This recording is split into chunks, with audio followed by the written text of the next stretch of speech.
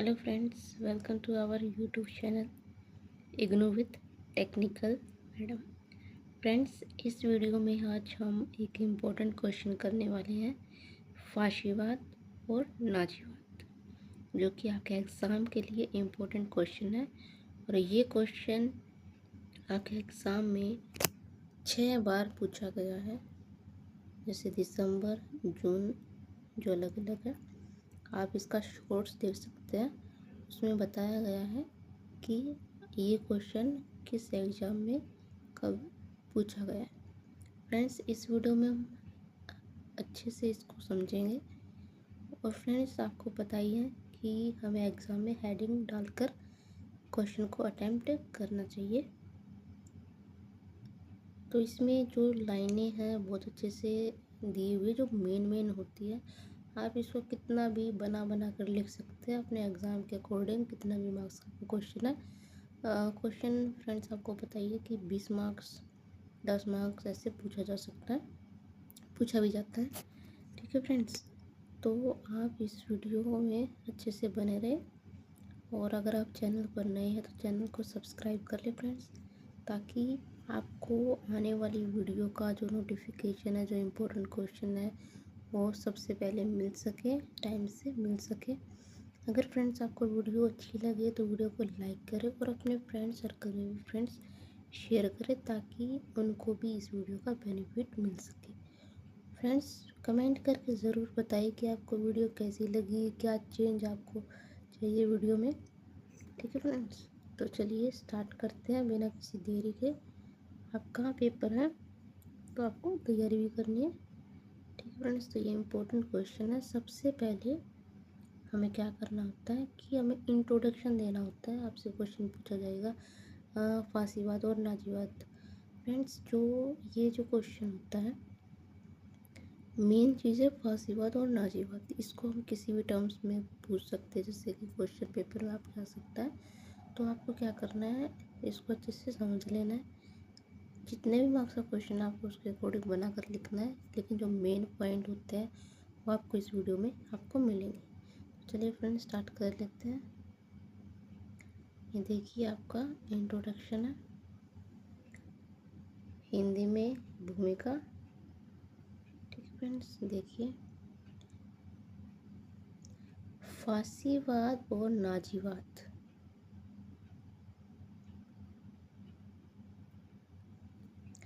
फासीवाद और नाजीवाद 20वीं शताब्दी की दो महत्वपूर्ण अधिनायकवादी तानाशाही राजनीतिक विचारधाराएं थी। तो फ्रेंड्स, फासीवाद और नाजीवाद क्या थी? जो 20वीं शताब्दी थी उसकी दो महत्वपूर्ण तानाशाही राजनीतिक विचारधाराएं थी। क्या थी फ्रेंड्स? राजनीतिक विचारधाराएं थी। इनका उदय प्रथम विश्व युद्ध के बाद, इनका उदय कब हुआ था फ्रेंड्स? प्रथम विश्व युद्ध के बाद यूरोप में उत्पन्न आर्थिक संकट, राजनीतिक अस्थिरता और उग्र राष्ट्रवाद के कारण हुआ। तो फ्रेंड्स, इनका उदय कब हुआ था? प्रथम विश्व के युद्ध के बाद हुआ था, जब यूरोप में क्या उत्पन्न हुआ था फ्रेंड्स? आर्थिक संकट, राजनीतिक अस्थिरता और उग्र राष्ट्रवाद के कारण ये इसका उदय हुआ। ठीक है फ्रेंड्स, आई होप आपको यहाँ से समझ में आ गया होगा, या आपको वीडियो देखते देखते अच्छे से याद हो जाएगा। तो फासीवाद और नाजीवाद 20वीं शताब्दी की दो महत्वपूर्ण अधिनायकवादी या तानाशाही राजनीतिक विचारधाराएं थी। क्या थी फ्रेंड्स? ये राजनीतिक विचारधाराएं। और इनका उदय कब हुआ था? प्रथम विश्व युद्ध के बाद। क्यों? कैसे? यूरोप में जब उत्पन्न हुई थी आर्थिक संकट और राजनीतिक अस्थिरता और उग्र राष्ट्रवाद के कारण इसका उदय हुआ था। ठीक है फ्रेंड्स, आगे चलते हैं। फाशीवाद का विकास इटली में बेनिटो मुसोलिनी के नेतृत्व में हुआ। फ्रेंड्स, क्या नाम था? Benito Mussolini. जबकि नाजीवाद जर्मनी में एडोल्फ हिटलर के नेतृत्व में विकसित हुआ। आइए फ्रेंड्स, आपको यहाँ तक समझ में आ रहा है। फासीवाद का विकास तो इटली में बेनिटो मुसोलिनी के नेतृत्व में हुआ, जबकि नाजीवाद जर्मनी में एडोल्फ हिटलर के नेतृत्व में विकसित हुआ। ठीक है फ्रेंड्स, दोनों पता लग गया आपको अच्छे से। ठीक है, दोनों विचारधाराओं ने लोकतंत्र का विरोध किया। ठीक है फ्रेंड्स, जैसे कि हमने पहले यहाँ पर पढ़ा तानाशाही, तो इसीलिए क्या है, दोनों विचारधाराओं ने किसका विरोध किया? लोकतंत्र का। और एक शक्तिशाली नेता के नेतृत्व में केंद्रीकृत शासन का समर्थन किया। ठीक है फ्रेंड्स, तो आई होप आपको अच्छे से समझ में आ गया होगा। पहले हमने जो पढ़ा है कि फासीवाद और नाजीवाद 20वीं शताब्दी की दो महत्वपूर्ण विचारधाराएं थी, और वो भी कैसी थी? तानाशाही थी। ठीक है, इसका उदय प्रथम विश्व युद्ध के बाद यूरोप में जो उत्पन्न हुए थे आर्थिक संकट, राजनीतिक अस्थिरता और उग्र राष्ट्रवाद के कारण हुआ। नेक्स्ट क्या पढ़ा हमने? फासीवाद का विकास इटली में बेनिटो मुसोलिनी के नेतृत्व में हुआ, जबकि नाजीवाद जर्मनी में एडोल्फ हिटलर के नेतृत्व में विकसित हुआ। और दोनों कैसी विचारधारा थी? तानाशाही, तो इसलिए उन्होंने क्या किया? लोकतंत्र का विरोध किया। ठीक है फ्रेंड्स, आई होप यहाँ तक आपको अच्छे से समझ में आ चुका है और याद भी हो गया होगा। ठीक है फ्रेंड्स, तो हम आगे देख लेते हैं।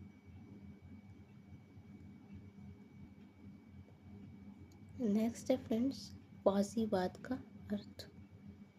तो फासीवाद का अर्थ देख लेते हैं फ्रेंड्स हम।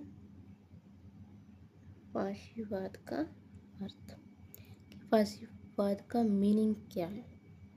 ये देखिए, फासीवाद एक ऐसी राजनीतिक विचारधारा है जिसमें, जैसे कि अभी मैंने पढ़ा कि विचारधारा है, कौन सी विचारधारा थी फ्रेंड्स? वेरी गुड, तानाशाही विचारधारा थी। और किसने किसका विरोध किया था? लोकतंत्र का। Very good. नेक्स्ट है, फासीवाद एक ऐसी राजनीतिक विचारधारा है जिसमें राष्ट्र और राज्य को सर्वोच्च माना जाता है, मतलब सबसे ऊंचा माना जाता है। इसमें व्यक्तिगत स्वतंत्रता से अधिक राष्ट्रीय हितों पर बल दिया जाता है। मतलब इसमें व्यक्तिगत स्वतंत्रता नहीं होती है, मतलब उससे अधिक क्या होता है? राष्ट्रीय हितों पर बल दिया जाता है। और एक मजबूत नेता के नेतृत्व में अनुशासित शासन की वकालत की जाती है। आई होप फ्रेंड्स कि आपको फासीवाद का जो अर्थ है वो समझ में आया होगा कि फासीवाद एक राजनीतिक विचारधारा है जिसमें राष्ट्र और राज्य को सबसे ऊंचा माना जाता है, सर्वोच्च माना जाता है। इसमें व्यक्तिगत स्वतंत्रता से अधिक राष्ट्रीय हितों पर बल दिया जाता है और एक मजबूत नेता के नेतृत्व में अनुशासित शासन की वकालत की जाती है। ठीक है फ्रेंड्स, नेक्स्ट देख लेते हैं हम। फ्रेंड्स, हमने भूमिका देख ली है, जो इस क्वेश्चन की भूमिका है फासीवाद और नाजीवाद की। उसके बाद हमने देखा फासीवाद का क्या अर्थ है, क्या मीनिंग है। अब हम देखते हैं कि फासीवाद की विशेषताएं क्या है। फ्रेंड्स, हमें सिर्फ छोटे छोटे पॉइंट पेपर में नहीं लिखने हैं, इस बात को आपको ध्यान में रखना, क्योंकि इग्नू है तो आपको बहुत ही अच्छे से जो पेज होता है उसको अच्छे से भरना होता है। आप ये 2-3 पॉइंट लिखेंगे तो इससे काम नहीं होगा, लेकिन ये पॉइंट आपके बहुत काम के हैं, ताकि इन पॉइंट को आप अपने माइंड में रखो और इससे आप बना बना कर आपको पता ही होगा फ्रेंड्स कि अच्छे से आपको लिखना है। पूरा पेज आपको अच्छे से भरना होता है। ठीक है फ्रेंड्स, ये नहीं कि आप ये लिखा और आपने सिर्फ पॉइंट लिख दिया, ऐसा नहीं करना है। उग्र राष्ट्रवाद का समर्थन, जैसे कि आप अभी लिखेंगे तो आप इसको भी एक्सप्लेन कर सकते हैं। वो आपको देखना होता है कि आपको कितने मार्क्स का क्वेश्चन है। 5 मार्क्स का क्वेश्चन है, 20 का है या फिर 10 का है, तो जैसा भी होता है तो देख सकते हैं। ठीक है फ्रेंड्स, क्योंकि आप एग्ज़ाम देते हैं तो आपको पता ही होगा कि आपको कैसे एग्ज़ाम में करना है। आप पेपर दे रहे हैं तो फ्रेंड्स आप समझते हैं, ये मेन पॉइंट आपको माइंड में रखने होते हैं, क्योंकि हम सारी चीज़ों को नहीं पढ़ सकते हैं बिल्कुल ही इतना बड़ा बड़ा क्वेश्चन। लेकिन मेन चीज़ हम अपने माइंड में रखनी होती है, ताकि हम उसको लिख सकें, अच्छे से एक्सप्लेन कर सकें। तो हम जितना लिखेंगे, जितना पेज भरा होगा, तो उसके अकॉर्डिंग आपको मार्क्स मिलेंगे। ऐसे ही फ्रेंड्स असाइनमेंट में होता है। असाइनमेंट में आप अगर फ्लावर बनाते हो तो ऐसे जैसे डिज़ाइन बनाते हो तो उससे एग्ज़ाम में मार्क्स नहीं बढ़ते। आप जितना लिखोगे उतने आपको एग्ज़ाम में असाइनमेंट में भी मार्क्स मिलेंगे। तो आपको लिखना होता है अच्छे से, साफ साफ आपको एग्ज़ाम में लिखना है। ठीक है फ्रेंड्स, आपको अगर वीडियो अच्छी लग रही है तो वीडियो को लाइक करें, कमेंट करके बताएं फ्रेंड्स। आप सजेशन दे सकते हैं कि वीडियो में क्या इम्प्रूव करना चाहिए, क्या नहीं करना चाहिए। ठीक है फ्रेंड्स, तो चलिए देख लेते हैं हम फासीवाद की प्रमुख विशेषताएं।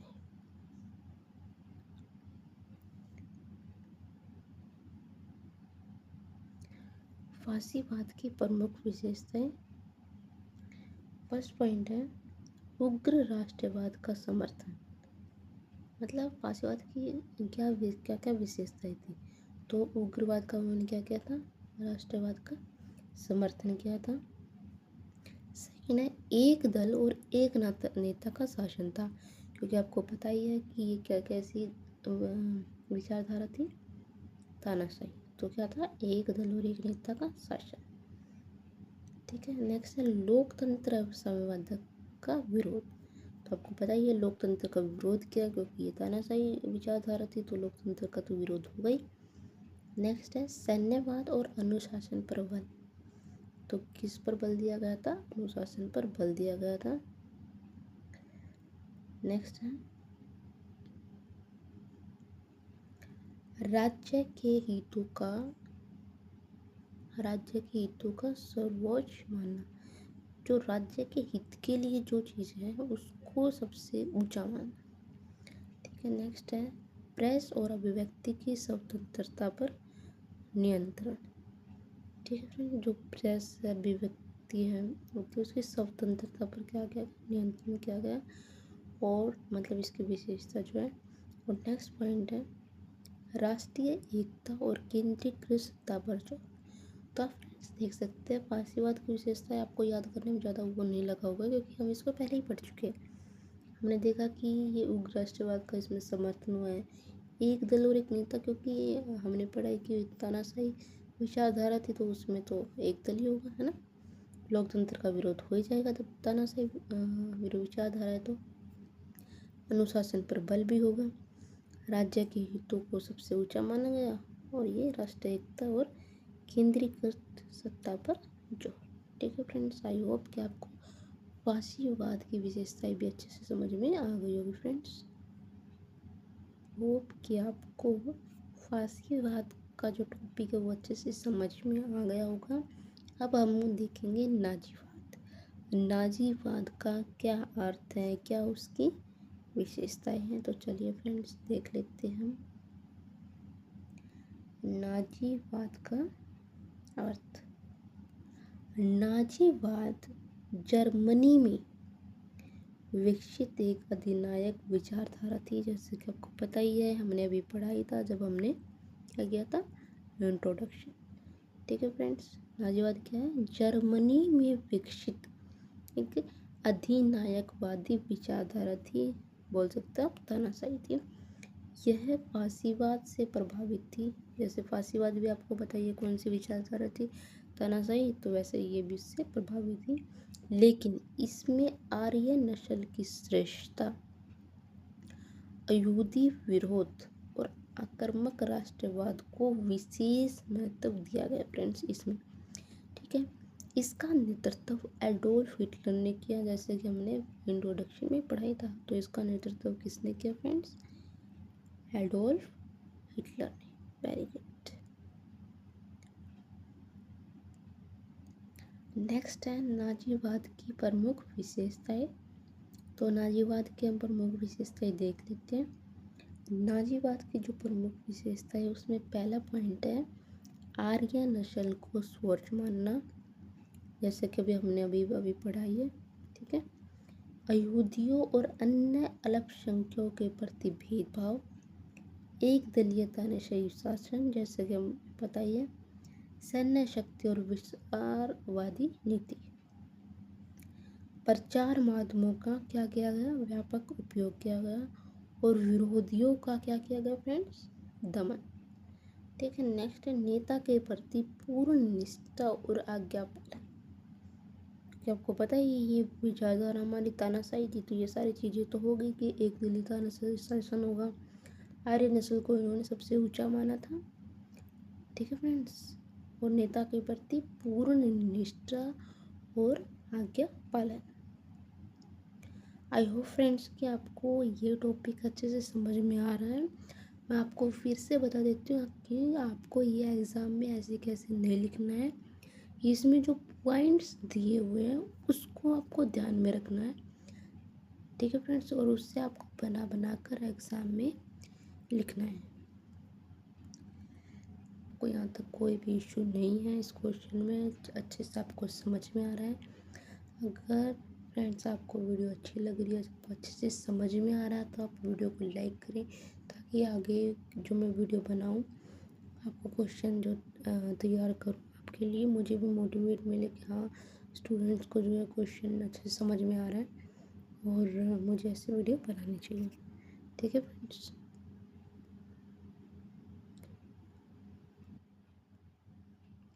नेक्स्ट है फासीवाद और नाजीवाद के उदय के कारण। कि क्या कारण रहे फासीवाद और नाजीवाद के, क्या कारण रहे जो इनका उदय हुआ। जैसे कि आपको पता ही होगा, मैंने क्या किया था, इंट्रोडक्शन में पढ़ा ही था कि क्या इनके कारण है। ठीक है, तो देख लेते हैं हम क्या क्या कारण थे। जैसे कि हमने पढ़ा था कि इनका उदय प्रथम विश्व युद्ध के बाद हुआ था। क्यों हुआ था, जब यूरोप में क्या हुआ था, आर्थिक संकट और बेरोजगारी, राजनीतिक अस्थिरता हुई थी, सरकारें क्या हो गई थी, कमजोर हो गई थी। तब किसका उदय हुआ था, फासीवाद और नाजीवाद का। नेक्स्ट क्वेश्चन है, जर्मनी में वर्साई की संधि के प्रति असंतोष हुआ तो किसका उदय हुआ, फासीवाद और नाजीवाद का। उग्र राष्ट्रवाद ज़्यादा ही बढ़ रहा था, तो इसीलिए किसका उदय हुआ, फासीवाद और नाजीवाद के उदय का कारण बना, क्या बना, उग्र राष्ट्रवाद का बढ़ना। साम्यवाद के भय का लाभ उठाना, तो उससे भी जो फासीवाद और नाजीवाद जो विचारधाराएं, हमारी जो तानाशाही विचारधाराएं हैं, उनके उदय का कारण ये बने। जनता की मजबूत और निर्णायक नेतृत्व की इच्छा जो थी, उससे इनका उदय हुआ। आई होप फ्रेंड्स कि आपको अच्छे से समझ में आ गया होगा कि फासीवाद और नाजीवाद के उदय के क्या क्या कारण रहे। ठीक है फ्रेंड्स, पहला था प्रथम विश्व युद्ध के बाद आर्थिक संकट और बेरोजगारी, राजनीतिक अस्थिरता और कमजोर जो सरकार है वो पड़ने लगी थी। तो ये सब आपको अच्छे से समझ में आ गया होगा फ्रेंड्स कि फासीवाद और नाजीवाद में क्या समानताएं थी। देखिए फ्रेंड्स, क्या समानताएं थी, दोनों अधिनायकवादी विचारधारा थी। जैसे हमने पढ़ा कि दोनों तानाशाही थी। ठीक है फ्रेंड्स आप एक बात इसमें नोटिस कर रहे हो कि सारी चीज़ें वही घुमा फिरा कर दे रखी हैं। तो फ्रेंड्स वही बातें हैं, लेकिन आपको इनको एज इट इज़ नहीं लिखना है, मार्क्स के अकॉर्डिंग लिखना है। 20 मार्क्स का है, 10 मार्क्स का है, 5 मार्क्स का है। ठीक है फ्रेंड्स, ये मेन पॉइंट है जो कि हमें ध्यान में रखने होते हैं, उससे बना बना कर आपको लिखना है। मैं ये बात आपको बार बार कह रही हूँ फ्रेंड्स, कहीं आप ये पॉइंट लिख दो ऐसे 2-4 लाइनों में और फिर बोलो कि मैम आपने तो ऐसे बताया था और ऐसे, तो आपको बना बना कर पूरा पूरा पेज आपको भरना है। ओके फ्रेंड्स, तो नेक्स्ट देख लेते हैं। लोकतंत्र और साम्यवाद का विरोध करती थी, एक नेता और एक दल की सत्ता का समर्थन, जैसे कि हम पढ़ चुके हैं। राष्ट्रवाद और सैन्यवाद को बढ़ावा, इनमें क्या थी, समानता ही थी। दोनों ने ही क्या किया था, विरोधियों पर दमन और सेंसरशिप, प्रचार के माध्यम से जन समर्थन प्राप्त करना और व्यक्तिगत अधिकारों से अधिक राज्य के हितों पर जोर देना। तो ये सब इसमें क्या थी, समानता ही थी। ठीक है फ्रेंड्स, तानाशाही विचारधाराएं थी, लोकतंत्र का विरोध करना, एक नेता एक दल, ठीक है फ्रेंड्स।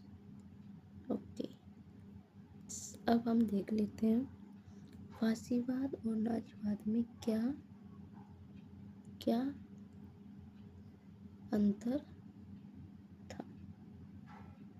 ये देखिए फ्रेंड्स, क्या अंतर रहा। फासीवाद इटली में विकसित हुआ, पता ही हमें, ये इटली वाला था और ये जर्मनी में विकसित हुआ था। इसका नेता हमने इंट्रोडक्शन में पढ़ाई था कि फासीवाद का जो नेता था वो था बेनिटो मुसो।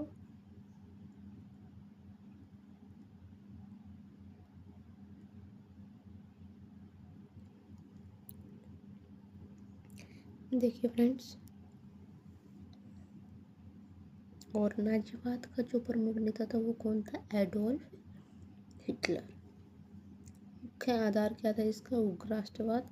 और इसका उग्र राष्ट्रवाद तो था ही, उसके साथ साथ क्या था, नस्लीय श्रेष्ठता। कि ये नस्लीय श्रेष्ठता पर भी इसका साथ साथ में था। नस्लवाद इसका प्रमुख सिद्धांत नहीं था, इसका फासीवाद का नहीं था। नस्लवाद फासीवाद का मुख्य सिद्धांत नहीं था। और नाजीवाद का क्या था, आर्य की श्रेष्ठता और अयहूदी विरोध प्रमुख सिद्धांत थे। फासीवाद में राज्य को स्वच्छ माना गया और नाजीवाद में राज्य के साथ आर्य नस्ल को भी स्वच्छ महत्व दिया गया, मतलब सबसे ऊंचा माना गया राज्य के साथ साथ। तो फ्रेंड्स, ये Italy, Germany, Benito Mussolini, Adolf Hitler, I hope कि आपको अच्छे से समझ में आ गया होगा फ्रेंड्स, अगर आपको वीडियो अच्छी लग रही है तो वीडियो को लाइक करें, कमेंट करें। आप प्लेलिस्ट बनी हुई है सभी सब्जेक्ट की, जो भी आपको सब्जेक्ट आपका है आप प्लेलिस्ट में जाकर देख सकते हैं। आपको वहाँ बहुत सारे इंपॉर्टेंट क्वेश्चन मिलेंगे।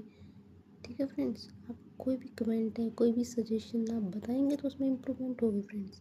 ठीक है, आपको जो भी सजेशन है तो दे सकते हैं। चैनल को सब्सक्राइब ज़रूर कर लें और बेल आइकन को प्रेस करना आप ना भूलें। ठीक है फ्रेंड्स, बेल आइकन को प्रेस करना क्यों इम्पोर्टेंट है, क्योंकि उससे आपको वीडियो का नोटिफिकेशन मिलता है। जब भी वीडियो अपलोड होती है तो आपके पास नोटिफिकेशन आएगा और आपको तुरंत पता लग जाएगा कि वीडियो अब आ चुकी है, तो उसको देख सकते हैं। ठीक है फ्रेंड्स, आई होप आपको वीडियो अच्छे से समझ में आ रही है और आपको क्वेश्चन भी अच्छे से समझ में आ चुका है। जैसे कि इंट्रोडक्शन हुआ है, जो विशेषताएं बताई गई है, सभी की समानताएं बताई गई है, उनका मीनिंग बताया गया है, उनमें डिफरेंस बताया गया है, तो आपको समझ में आ गया होगा फ्रेंड्स। सो फ्रेंड्स, हम देख सकते हैं अब इन दोनों का जो फासीवाद और नाजीवाद है, इनके विश्व पर क्या प्रभाव रहा, तो हम देख लेते हैं कि क्या प्रभाव रहा। यूरोप में तानाशाही शासन का विस्तार हुआ। पता ही आपको, यूरोप में क्या हुआ, तानाशाही शासन का विस्तार हुआ। नागरिक स्वतंत्रता और मानव अधिकारों का हनन हुआ। तो आपको फ्रेंड्स बताइए, जब तानाशाही चलेगी तो मानव के अधिकारों का तो हनन हो गई। लोकतंत्र तो है नहीं कि जमानों को पूछा जाएगा। ठीक है फ्रेंड्स, नेक्स्ट है आक्रामक नीतियों के कारण द्वितीय विश्व युद्ध को बढ़ावा मिला। तो इसके कारण क्या हुआ, जो सेकंड विश्व युद्ध है, सेकंड जो वर्ल्ड वॉर है, उसको क्या मिला फ्रेंड्स, बढ़ावा मिला। लाखों लोगों की मृत्यु हुई तथा होलोकास्ट जैसी जो मानवीय त्रासदी सामने आई, जो होलोकास्ट जैसी जो मानवीय त्रासदी है वो भी सामने आई और लाखों लोगों की जो मृत्यु हुई। नेक्स्ट है युद्ध के बाद लोकतंत्र, शांति और मानव अधिकारों के महत्व को विश्व स्तर पर अधिक स्वीकार किया गया। ठीक है फ्रेंड्स, तो इसलिए आप देख सकते हैं कि फासीवाद और नाजीवाद के कारण क्या क्या जो विश्व पर प्रभाव पड़े। आगे फ्रेंड्स देख लेते हैं हम। अब इन सब का कंक्लूजन क्या होता है फ्रेंड्स, आप देखते हैं कि हम कोई भी चीज़ें लिखते हैं तो उनका भूमिका, इंट्रोडक्शन, डिफरेंस, विशेषताएं, ये सारी चीज़ें इम्पोर्टेंट होती हैं। तो आप देख सकते हैं कि अभी इनका हम कैलकुलेशन देख लेते हैं। अगर आपको ये वीडियो अच्छी लगती है तो आप वीडियो में बताना मतलब कमेंट करके, जिससे कि जो नेक्स्ट क्वेश्चन है, ये क्वेश्चन तो फ्रेंड्स एग्ज़ाम में जो रिपीट हुआ है ये 6 बार हुआ है, और जो नेक्स्ट क्वेश्चन इसके बाद आएगा वो क्वेश्चन 5 बार पूछा गया है दिसंबर में, जून में, अलग अलग उसमें अलग अलग तरीके से जो लैंग्वेज है थोड़ी चेंज कर देते हैं, लेकिन मेन पॉइंट तो फांसीवाद ही रहेगा फ्रेंड्स, नाजीवाद ही रहेगा। तो उसकी थोड़ी सी स्टेटमेंट चेंज कर देते हैं, लेकिन जो नाम है उसको हम चेंज नहीं कर सकते। ठीक है, जैसे आपका जो नाम है वो आपका चेंज नहीं हो सकता। आपको कोई भी इंसान प्यार से बुला सकता है, आपके मम्मी पापा है या फिर कोई और है आपको प्यार से बुला सकते हैं, लेकिन आपका जो नाम है वो आपका चेंज नहीं हो सकता है। उसी प्रकार से जो क्वेश्चन है वो चेंज नहीं हो सकता है, मतलब उसकी स्टेटमेंट हम चेंज कर सकते हैं, लेकिन जो नाम है फांसीवाद और नाजीवाद वो वही रहेगा। तो फ्रेंड्स हम देख लेते हैं नेक्स्ट की क्या कंक्लूजन रहा। देखिए, फांसीवाद और नाजीवाद ने 20वीं शताब्दी के इतिहास को गहराई से प्रभावित किया,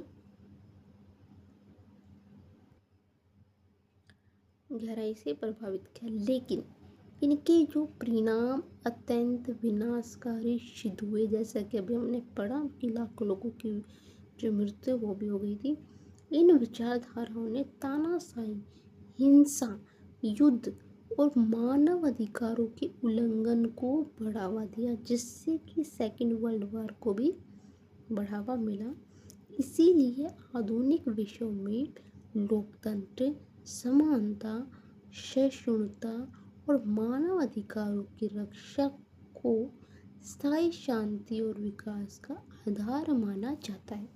तो हमारा जो कंक्लूजन निकला, निष्कर्ष, तो आप वो देख सकते हैं। आई होप फ्रेंड्स कि आपको ये वीडियो अच्छी लगी होगी। अगर आपको वीडियो अच्छी लगी है, अच्छे से क्वेश्चन समझ में आया है, मेरी बातें अच्छी लगी है, तो वीडियो को आप लाइक करें। इस वीडियो को ज़्यादा से ज़्यादा अपने फ्रेंड सर्कल में शेयर करें, ताकि उनको भी उनका बेनिफिट्स मिल सके। ठीक है फ्रेंड्स, आई होप कि वीडियो आपको अच्छी लगी। वीडियो को लाइक करें, शेयर करें, कमेंट करके बताएं कि आपको वीडियो कैसी लगी। मिलते हैं फ्रेंड्स नेक्स्ट वीडियो में। अपना ध्यान रखिए, टेंशन बिल्कुल नहीं लेनी है। ठीक है, एग्ज़ाम में थोड़ा सा पहले पहुंचना, ताकि आप थोड़ा सा रिलैक्स रह सके। टेंशन तो फ्रेंड्स लेनी ही नहीं है। गर्मी है तो अपनी पानी की बोतल, जैसे जो भी सामान होता है, खाना पीना अच्छे से खाना है, क्योंकि क्या होता है जब एग्ज़ाम होता है थोड़ा खाना पीना अच्छा नहीं लगता, इस टाइप से थोड़ा सा लगता है। तो अपना अच्छे से खाना खाकर आपको जाना है, और आपको अच्छे से एग्ज़ाम में लिखना है। वो जो घड़ी होती है वो आप लेकर जा सकते हैं, जिससे कि आपको टाइम का पता लगता रहे, आपको किसी से पूछना ना पड़े। अपना जो सारा सामान है वो आपको लेकर जाना है। ठीक है फ्रेंड्स, ओके, मिलते हैं फ्रेंड्स नेक्स्ट वीडियो में। तब तक के लिए बाय बाय, टेक केयर।